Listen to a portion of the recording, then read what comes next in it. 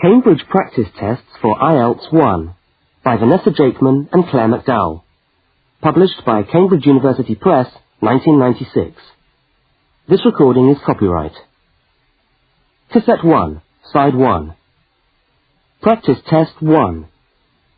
You will hear a number of different recordings, and you will have to answer questions on what you hear. There will be time for you to read the instructions and questions, and you will have a chance to check your work. All the recordings will be played once only. The test is in 4 sections. Write all your answers in the listening question booklet.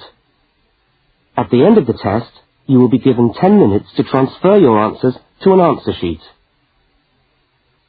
Now turn to section 1 of your question booklet.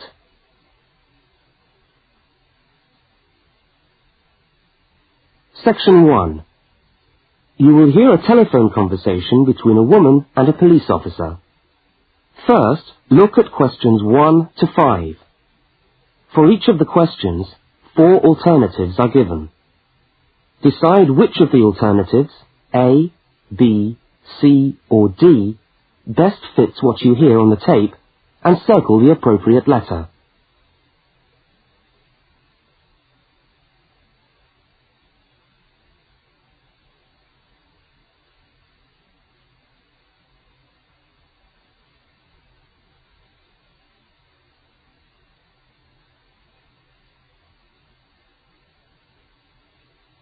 You will see that there is an example which has been done for you.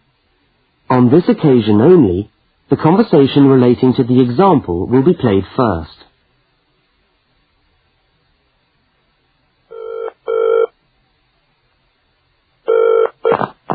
Good evening, City Police Station. Can I help you? Oh, hello. I'd like to report a stolen briefcase, please. Just a minute and I'll put you through. The woman says she wants to report a stolen briefcase, so A has been circled. Now we shall begin. You should answer the questions as you listen, because you will not hear the recording a second time. Now listen carefully to the first part of the conversation, and answer questions 1 to 5.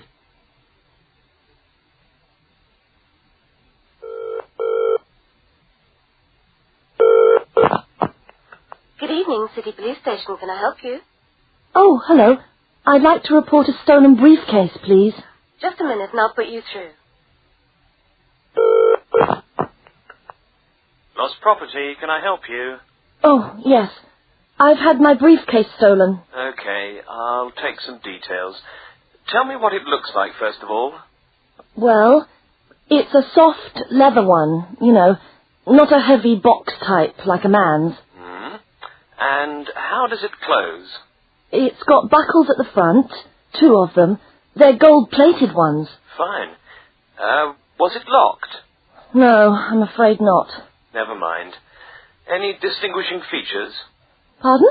Any marks or badges on it that make it stand out? Only the brand name. And where's that? It's on the back, at the bottom in the left-hand corner. It's saggy. Oh, and there's a scratch. It's quite bad, but small, directly above the brand name. I did it recently, putting it on my bike. I've got that. So, what did you have inside the briefcase? Well, all my papers from college. It's so frustrating, but thank goodness for computers. I haven't lost them completely. Yes, you're lucky. I had my wallet in my pocket, so I didn't lose that. But there were also my pens, which I got for my birthday, and a novel I was planning to read on the train. Right. Where exactly did you lose the briefcase? Well, I couldn't believe it. I was standing on the platform. It was right next to me. You were holding it? I'd just put it down on the floor, but I could almost feel it beside me. I was watching for my train because sometimes it comes early, and then next time I looked, my briefcase wasn't there. And what time was this? It must have been about 5:20. No, a bit later. I'd say 5:30 because it was just getting crowded and the train normally comes at about 25 to 6.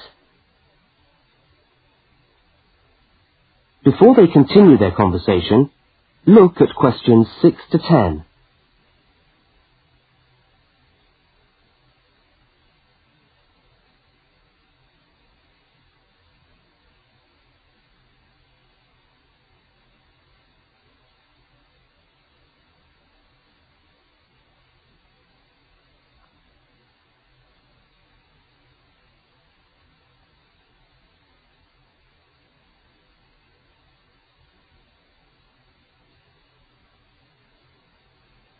As you listen to the rest of the conversation, complete the form by filling in the numbered spaces 6 to 10.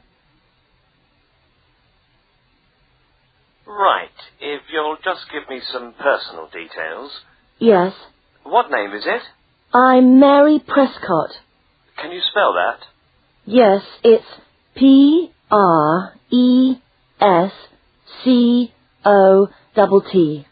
And your address? Flat 2, 41 Fountain Road, Canterbury. Fountain Road. Yes, number 41. And have you got a contact telephone number? Yes, it's 752239. 752239. Fine. One last question. What would you say the value of your briefcase is? Including the contents? Yes. Just a rough estimate is fine. Oh, I'm not sure. Well, the briefcase itself is quite new. I bought it last month for £40. I suppose about £65. The contents are worth about £20 or £25 at least. That's fine. Well, if you could come down to the station tomorrow, you can sign this form and have a look at what we've got here. Okay, thanks. Bye. Goodbye.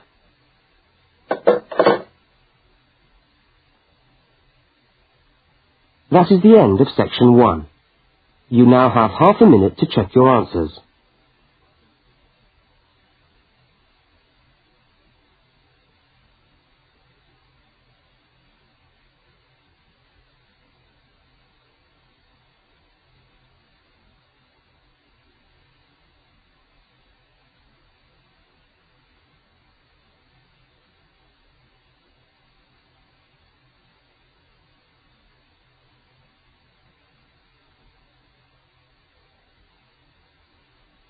Now turn to section 2.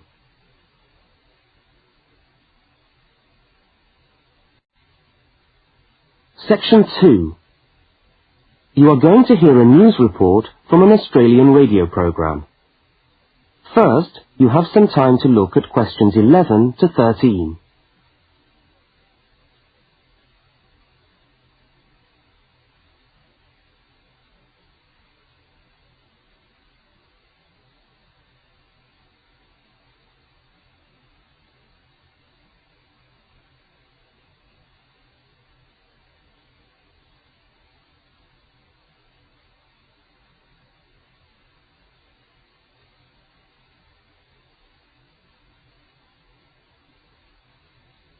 Now listen to the news headlines and tick the 3 other items which are mentioned.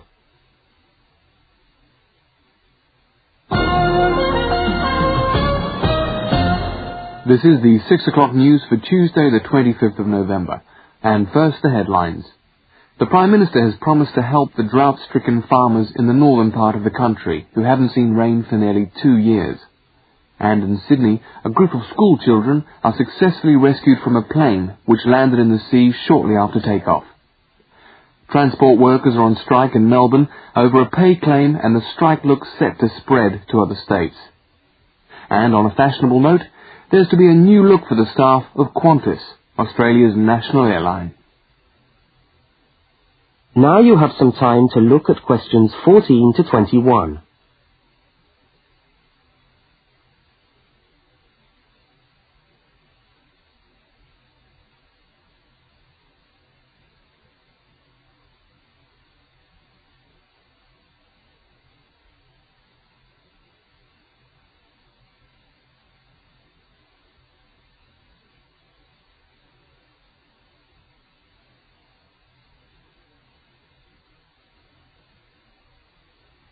As you listen to the rest of the news, complete the notes in the spaces provided.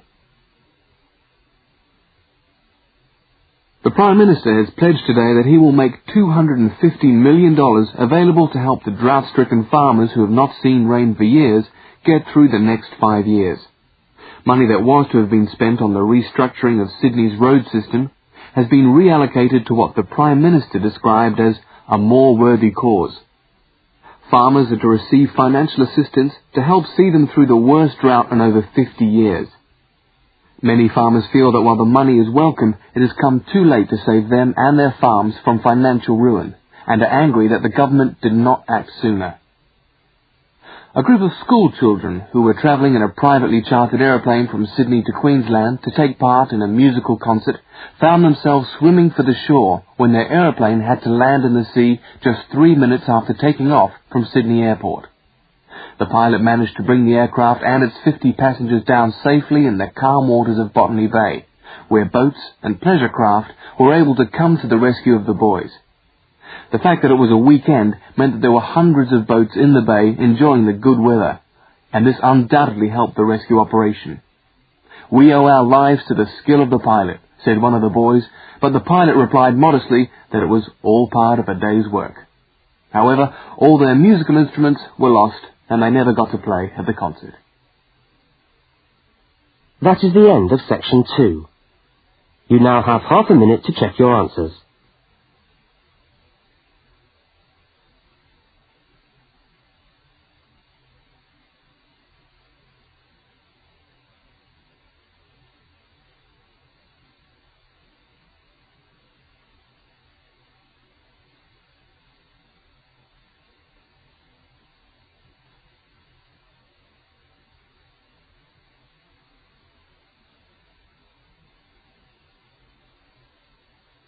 Now turn to section 3.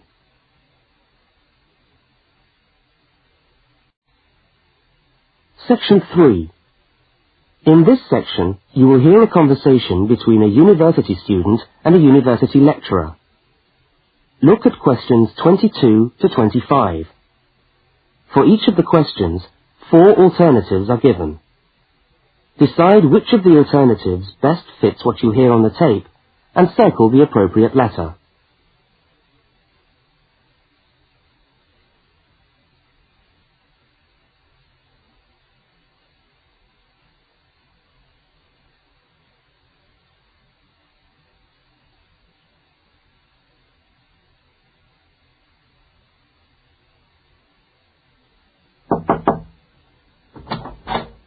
Hello. Can I come in? Oh, yes, come in. How can I help you? I was looking for the economics office. I've been all over the arts faculty building looking for it, but I could only find the School of Accounting and Economic History. Is this the right place? Yes, this is the School of Economics. Oh, good. I'm a new student, and I was wondering if someone could give me some information. Well, I might be able to help. I lecture on that program. What do you need to know? Oh, quite a few things, actually. Firstly, how many lectures a week do I have to attend? Well, the Economics 1 course is a double unit. So there are 2 lectures a week and 1 tutorial. Oh. The lectures are scheduled for Tuesday and Thursday. What time? Let me see. This information is all in the handout, which you should have received yesterday at the orientation meeting. Was there a meeting yesterday? I didn't know about that. No one mentioned... Yes, there was. But never mind. Now, lectures are at 4 in the afternoon. 4's a bit late. I've got a part-time job that starts at 4:30. Well, you can't be in 2 places at once, can you? And attendance at lectures is necessary. We expect at least 90% attendance at this university, you know. 90%? That's high. Do they enforce that rule? Yes, we do. We're pretty strict about it, actually. And what times have been set down for the tutorials? Do you have that information? That's a very well-attended course, so there's a number of tutorial times. Monday, Wednesday, and Friday, all at 9 o'clock. Yours will be allocated at the first lecture. Can't I choose the time? Maybe, maybe not. You'll have to talk to the lecturer on the course. Dr. Roberts is his name. Oh, Okay. Now look at questions 26 to 31.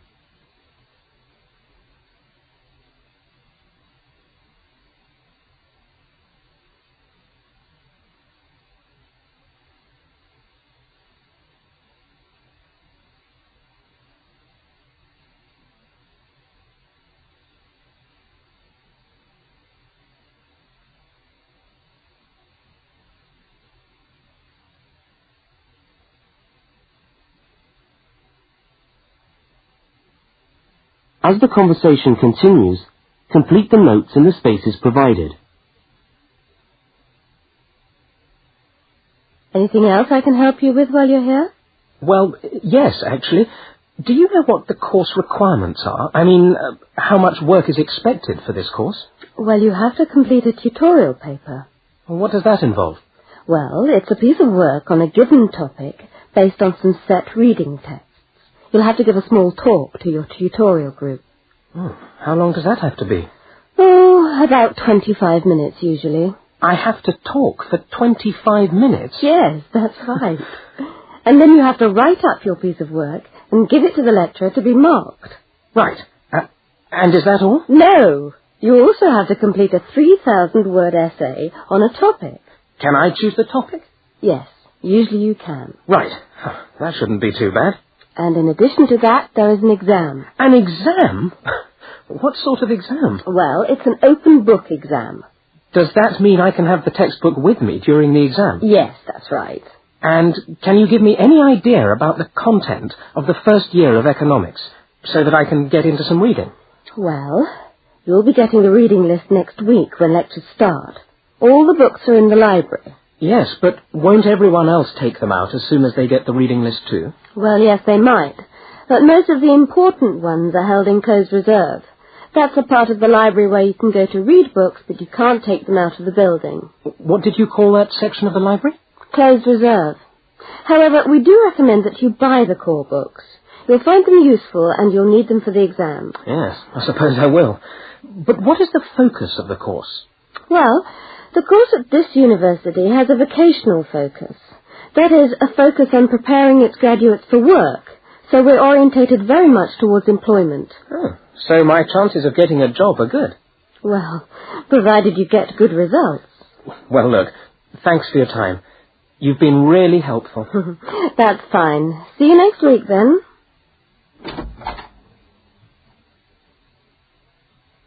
That is the end of section 3. You now have half a minute to check your answers.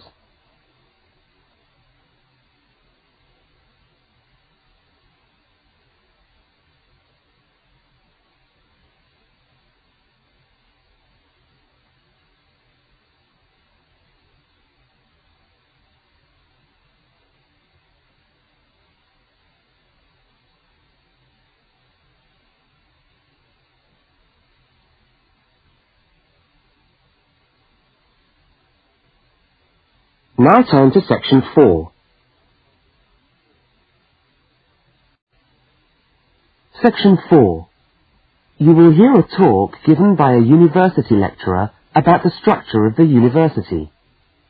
First, look at questions 32 to 36.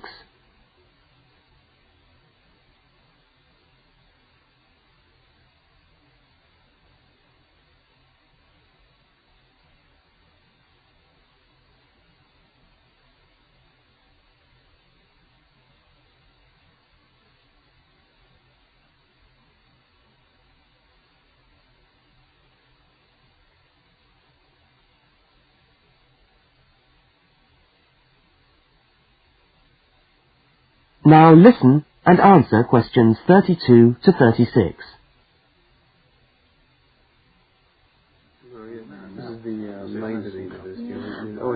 Good morning and welcome to the University of Westlands.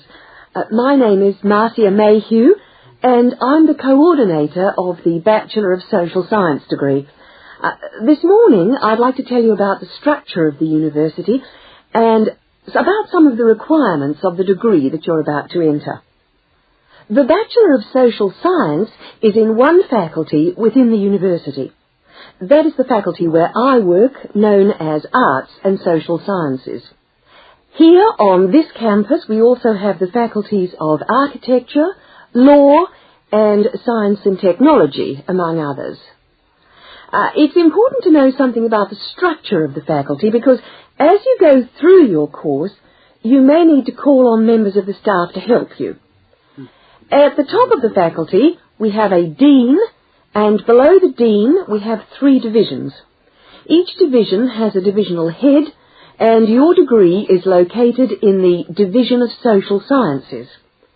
Within each of the divisions, there are the departments, and each of these offers the different degrees.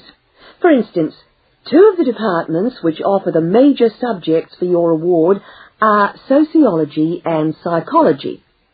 Each has a departmental head, but for practical purposes, the people you are going to see the most of are myself as coordinator of the Social Sciences degree, and the actual lecturers who are teaching the subjects that you are taking. For instance, in the first semester, you'll be doing 4 subjects: psychology, sociology, history, and economics. If you have any problems or difficulties, not that I'm anticipating you will, but you never know, then you should go and see your lecturers. For instance, you may find that you can't meet a deadline for an essay, or perhaps you're having problems with attendance. These seem to be the 2 most common problems that students face.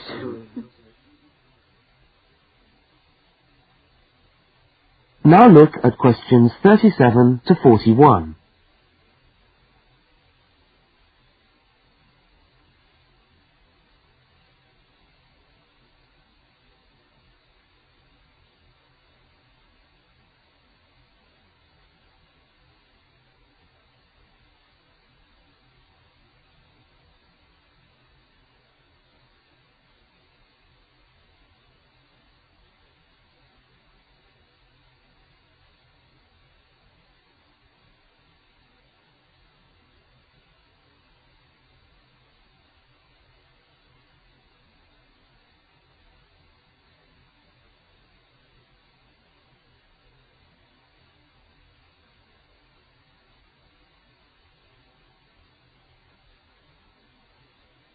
As you listen to the rest of the talk, answer the questions 37 to 41.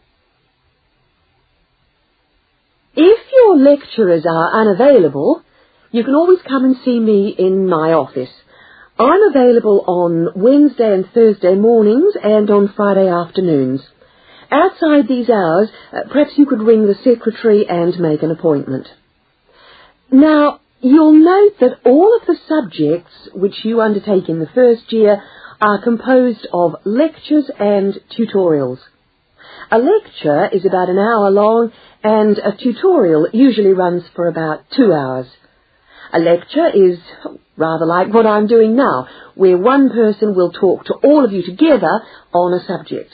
Now, we do ask you to try to attend the lectures. A tutorial is perhaps where most of the learning occurs at a university. You will be divided into groups of between 12 and 15 students, and each week one of you will have to present a piece of work to the group as a whole, and then the group will discuss what you've said. It's this discussion, this exchange of ideas, which really constitutes the basis of university learning, in my view. Listening to lectures in many ways is just giving you information that you could access for yourself in the library. But the discussion at the tutorial is very important. This doesn't mean that you shouldn't go to the lectures, though. Other factors to be particularly concerned about are the structure of essays and delivery of written material. And in particular, I would like to mention the question of plagiarism. Plagiarism is taking other people's work without acknowledging it. That is, without saying where it comes from. Now, of course, all essays are based on research done by other people, but you must remember to attribute the work to the original writer. And while it's a good idea to work with other people, don't hand in work which is exactly the same as your friend's work, because we will notice. If you don't acknowledge the source of your information, then you run the risk of failing the subject, or in very serious cases, you might be denied entry to the university. Last but not least, stay in touch with us. If things are getting you down, don't go and hide. Come and talk to us about it. That's what we're here for. Right. Thank you very much for coming along today.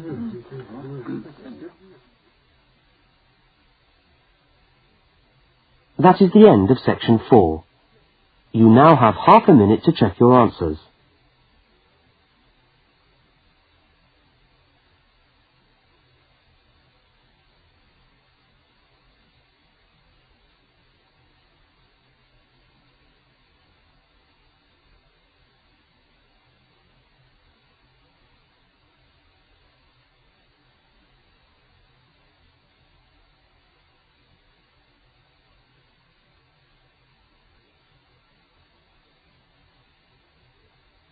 That is the end of the listening test.